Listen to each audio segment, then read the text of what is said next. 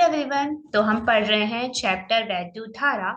इसी के साथ आज हमारा है पार्ट 5। आज पार्ट 5 में हम देखने वाले हैं प्रतिरोधकता की ताप पर निर्भरता, उदाहरण 3.3 और उदाहरण 3.4। चलिए देखते हैं। तो सबसे पहले हम क्या जानेंगे, हम जानेंगे कि प्रतिरोधकता की ताप पर निर्भरता क्या होती है, यानी कि किसी भी प्रतिरोध का, राइट। प्रतिरोध मतलब हमने दो तरह के प्रतिरोध पढ़े थे पिछले लेक्चर में, कार्बन प्रतिरोध और ताराबंध प्रतिरोध। तो उनकी जो प्रतिरोध होगी, राइट, या फिर हम बोले तो पदार्थ के कॉन्सेप्ट अगर हम बोले कि किसी चालक की जो प्रतिरोधकता होगी या किसी अर्धचालक की जो अच्छा, छोड़ो, अर्धचालक की जो प्रतिरोधकता होगी, उसमें अगर हम टेम्परेचर बढ़ाते हैं तो उसके प्रतिरोधकता पे क्या फर्क पड़ेगा। तो ये हम इसमें जानने वाले हैं, ठीक है। तो देखते हैं इसको। सबसे पहले हम ये देखेंगे कि प्रतिरोधकता जो होती है वो तापमान के अप्रत्यक्ष रूप से समानुपाती होती है। यानी कि जनरली देखा गया है कि जो आर होता है, राइट, जो प्रतिरोधकता आर होगी वो अनुक्रमानुपाती होगी किसके, टेम्परेचर के। तापमान और प्रतिरोधकता में अनुक्रमानुपाती वाला साइन होता है, यानी कि टेम्परेचर बढ़ा, तापमान बढ़ने पर प्रतिरोधकता बढ़ती है, जनरली देखा जाता है। लेकिन हर पदार्थ के लिए ये सही नहीं होता है, यानी कि हर सामग्री की ताप पर निर्भरता समान रूप से नहीं रहती है, ठीक है। तो कैसी रहती है वही हम जानने वाले हैं, ठीक है। तो अगर हम धात्विक चालकों की बात करें, जो धात्विक होते हैं जैसे चांदी, तांबा, है ना, तो इनकी जो प्रतिरोधकता होती है उसका एक सूत्र होता है जो कि बहुत इंपॉर्टेंट सूत्र है। वो सूत्र होता है rho t, rho naught 1 + L 1 + A T - T0, ठीक है। यह एक सूत्र है जो कि बहुत इंपॉर्टेंट सूत्र है, जिस इसी से रिलेटेड हम बहुत सारे हम न्यूमेरिकल करेंगे इसी लेक्चर में, जिससे आपको ये सूत्र और ज्यादा क्लियर होगा, ठीक है। अभी के लिए आप समझ लीजिए कि धात्विक चालकों की प्रतिरोधकता के संदर्भ में हम इस सूत्र का प्रयोग करते हैं, ठीक है। तो जनरली क्या होता है ना, धातु में, धातु के जो कंडक्टर होते हैं उनमें तापमान के बढ़ने पर उनकी प्रतिरोधकता भी बढ़ जाती है, ठीक है। क्योंकि धातु तो इसका जो है, धातु में कुछ कुछ धातु में क्या होते हैं, तापमान बढ़ने पर उनकी प्रतिरोधकता भी बढ़ जाती है, ठीक है। तो जैसे कि आप इस ग्राफ में भी देख सकते हैं, देखा दिखाया गया यहाँ पे तांबे के बारे में दिखाया गया है कि किस तरह से तापमान के साथ साथ प्रतिरोधकता जो है उसकी बढ़ रही है, ठीक है। तो अगर हम आगे देखें, कुछ ऐसे भी होते हैं, धातु ही होते हैं वो, कि जैसे नाइक्रोम है, राइट, नाइक्रोम हो गया, मैंगनीज हो गया, कॉन्स्टेंट जैसे कुछ सामग्रियों के जो होते हैं पदार्थ, उनकी जो तापमान जब हम उनके बढ़ाते हैं तो उनकी प्रतिरोधकता बढ़ने की चांसेस, बढ़ने या कुछ भी घटने की जो चांसेस होते हैं बहुत कम होते हैं। यानी कि नाइक्रोम, मैंगनीज, कॉन्स्टेंट जैसे सामग्रियों में हम जब तापमान को बढ़ाते हैं कि तो उनकी प्रतिरोधकता में चेंजेस बहुत कम होते हैं। आप याद कीजिए, हमने इससे जस्ट पहले वाले लेक्चर में देखा था कि तार आबंध जो प्रतिरोधक होते हैं वो इन्हीं इन्हीं इन्हीं पदार्थों के तारों से बने होते हैं। क्यों? ताकि क्योंकि इनकी जो प्रतिरोधकता होती है वो तापमान बढ़ने पर जनरली नहीं बदलती है, ठीक है, वो कांस्टेंट रहती है। आप इस डायग्राम में देख सकते हैं वो ज्यादातर नहीं बढ़ रही है। उसमें एक जो है देख सकते हो आप, इस तरह से वो लाइन दिखाई गई है, ये निक्रोम का है, ठीक है, डायग्राम। अगर हम अर्धचालक की बात करें तो अर्धचालक में क्या होता है, ये तो हम जानते ही हैं, हमने पिछले लेक्चर में भी देखा था ये कि अर्धचालक जो होते हैं उनमें तापमान बढ़ाने पर उनकी जो प्रतिरोधकता होती है वो बिल्कुल कम हो जाती है। डायग्राम में कुछ आप देख सकते हैं यहाँ पे कि इसकी प्रतिरोधकता जो है वो कम हो रही है, ठीक है। तो इस तरह से था कि विभिन्न विभिन्न पदार्थों की तापमान बढ़ाने पर प्रतिरोधकता के साथ क्या प्रभाव होता है, ठीक है। तो हमने देखा कि धातु के जो जनरली क्या होता है, धातु में तापमान बढ़ाने पर प्रतिरोधकता भी बढ़ जाती है, लेकिन कुछ ऐसे पदार्थ भी होते हैं जिनकी तापमान बढ़ाने पर उनकी प्रतिरोधकता की बदलने की संभावना बहुत कम होती है।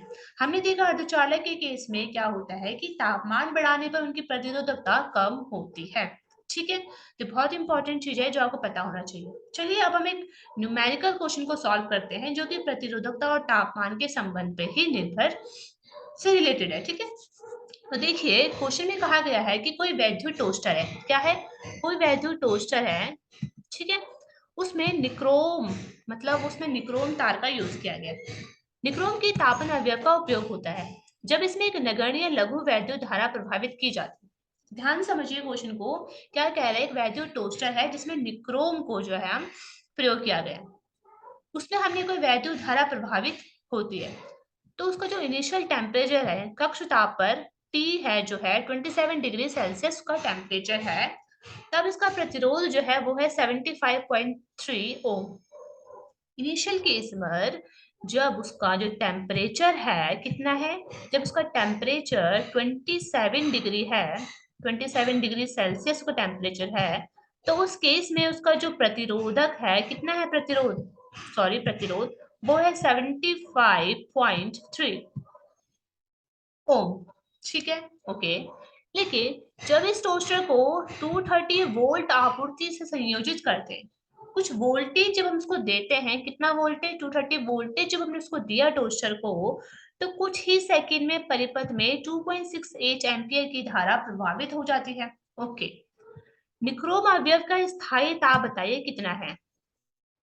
निक्रोम को सम्मिलित ताप परिसर में प्रतिरोध ताप गुणांक 1.70 मल्टीप्लाई 10⁻⁻4 डिग्री सेल्सियस पर डिग्री सेल्सियस है। ठीक है, तो क्वेश्चन को ध्यान समझिए, एक टोस्टर है जिसको इनिशियल टेम्परेचर है 27 डिग्री सेल्सियस है, उस समय इसका प्रतिरोध है 75.3 ओम। ठीक है, अब क्या करते हैं, दूसरा केस ये है कि उस टोस्टर को हमने कुछ वोल्टेज दिया, 230 वोल्ट हमने इसको दिया, तो इससे क्या होगा, उसमें एक धारा प्रभावित होती है, वो धारा है 2.68 एम्पियर। अब आपको क्या पूछा गया है, क्वेश्चन पूछा गया है कि अब जब हमने उसका वोल्टेज दिया, उसमें से कुछ धारा प्रभावित हुई, तो उस समय उसका प्रतिरोध में उसका जो तापमान है वो कितना बढ़ा, बढ़ा या घटा, वो कितना हुआ बताइए। तो चलिए इसको कैसे सॉल्व करने वाले हम देखते हैं। देखो, सबसे पहले कंडीशन को समझो। जब हमने अवयव में धारा बहुत कम है, जब बहुत कम धारा है अवयव में, तो उसके हमें तापमान में क्या फर्क पड़ रहा है उसको हम नेगलेक्ट कर सकते हैं। लेकिन तो उस समय क्या होगा, उसका टेम्परेचर जो होगा कमरे के ताप के टेम्परेचर के इक्वल ही होगा। ठीक है, जब धारा बहुत कम है। ओके, जब उस टोस्टर को हमने कुछ वोल्टेज दिया, हमने बोला ना कुछ आपूर्ति हमने उसे की, उसमें कुछ धारा प्रभावित हो जाएगी, राइट। धारा प्रभावित हो जाती है, तो हमने देखी कौन सी धारा प्रभावित होती है, हमने देखी है। लेकिन उस समय क्या होगा, जब उसमें वैद्युत धारा प्रभावित हो रही होगी, तो उसका जो तापीय प्रभाव होगा वो क्या हो जाएगा, तापीय प्रभाव के कारण उसका ताप बढ़ने लगेगा। जब उस टोस्टर में कुछ वैद्युत धारा प्रभावित हम करते हैं, तो वैद्युत धारा प्रभाव से उसके टेम्परेचर बढ़ जाता है, जो कि टेम्परेचर बढ़ेगा तो उसका प्रतिरोध को भी बढ़ा देता है। प्रतिरोध जब बढ़ेगा तो उसकी वैद्युत धारा में क्या हो जाएगी, कमी हो जाएगी। यस, राइट, क्योंकि प्रतिरोध और वैद्युत धारा क्या होते हैं, जस्ट अपोजिट होते हैं एक दूसरे के। तो कुछ सेकंड में जो हमारी स्थायी अवस्था प्राप्त हो जाएगी और ताप भी नहीं बढ़ेगा, एक एक ऐसी स्टेट आ जाएगी जब जिस स्टेट में उसका तापमान और नहीं बढ़ेगा। ठीक है, अवयव का प्रतिरोध और आपूर्ति से ली गई वैद्युत धारा दोनों एक स्थायी मान अपना प्राप्त कर लेंगे। तो हमें इनिशियली हमें क्या पता करना है, हमें वैसे क्या पता करना है, टेम्परेचर पता करना है उसका, राइट।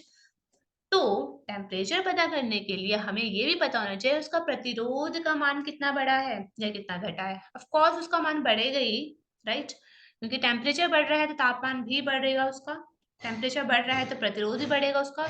उससे पहले हम यहाँ पे निकालने वाले हैं प्रतिरोध का मान। ठीक है, हम R2 का मान यहाँ से निकालेंगे, R1 का मान हमें पता ही है, और R2 के मान की हेल्प से फिर हम निकालेंगे यहाँ पे T2 का मान या टेम्परेचर का मान। ठीक है, चलिए सबसे पहले हम निकालने वाले हैं प्रतिरोध R2 का मान।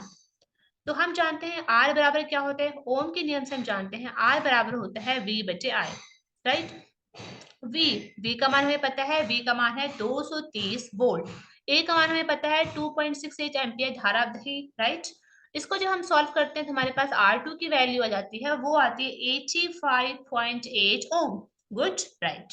अब हमें क्या निकालना है, अब हमें निकालना है T2 मतलब स्थायी तापमान, राइट। जब उसमें हमने वोल्टेज से कुछ धारा प्रभावित हो जाती है, उसका तापमान कुछ ना कुछ बढ़ेगा, वो तापमान हमें यहाँ पे फाइंड आउट करना है। उसके लिए हमारे पास एक सूत्र होता है जो मैंने आपको अभी अभी थोड़ी देर पहले बताया था। सूत्र होता है R2 बराबर R1 ब्रैकेट में 1 plus alpha T2 minus T1। इस सूत्र को बहुत इंपॉर्टेंट आपको ये याद रखना होगा, न्यूमेरिकल क्वेश्चन में बहुत ज्यादा ये हेल्प करेगा, आप देख सकते हैं।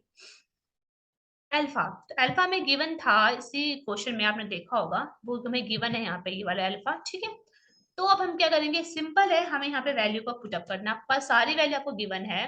देखो, आपके पास क्या-क्या वैल्यू गिवन है? आपके पास यहाँ पे R2 जो है हमने अभी-अभी निकाला है, R1 भी हमें गिवन है, आप देख सकते हैं क्वेश्चन में, अल्फा भी हमें दे रखा है और T1 भी हमें पता है, सब कुछ हमें पता है, तो हम यहाँ से इज़िली T1 की वैल्यू यहाँ से हम निकाल सकते हैं और T1 की जो वैल्यू आ जाएगी, वो आ जाएगी 847 डिग्री सेल्सियस।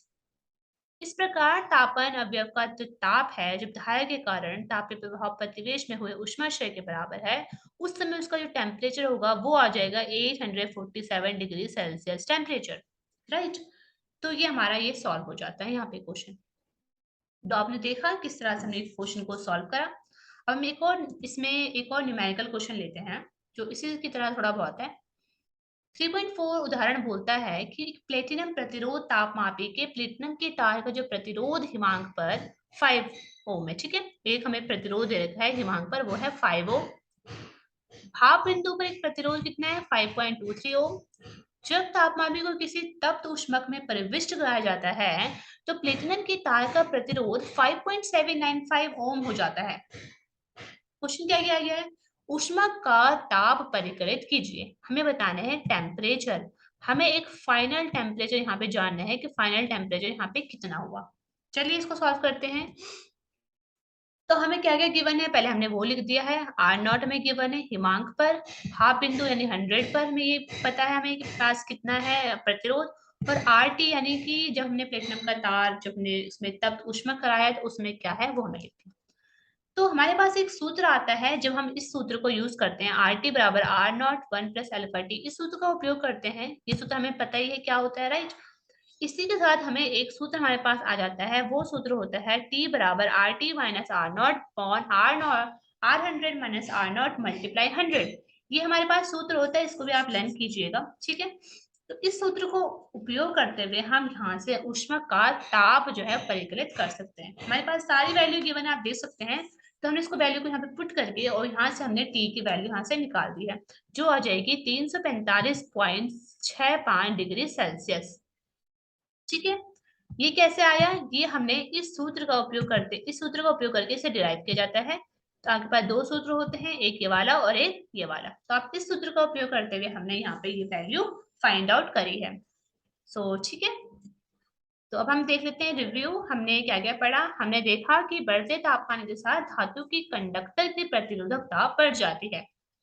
उदाहरण के लिए अगर हमने ये भी देखा था कि नाइक्रोम मैग्नीन कांस्टेंट जैसे सामग्री के जो तापमान होते हैं, तापमान के साथ उनकी जो प्रतिरोधकता होती है, प्रतिरोधकता जो होती है, उनकी बदलने की संभावना बहुत कम होती है। अर्धचालक में क्या होता है, बढ़ते तापमान के साथ उनके अर्धचालकों की प्रतिरोधकता कम हो जाती है। इसी के साथ हम नेक्स्ट क्या देखेंगे, हम नेक्स्ट देखेंगे वैद्युत ऊर्जा व शक्ति के बारे में और प्रतिरोधों का संयोजन के बारे में। सो बाय।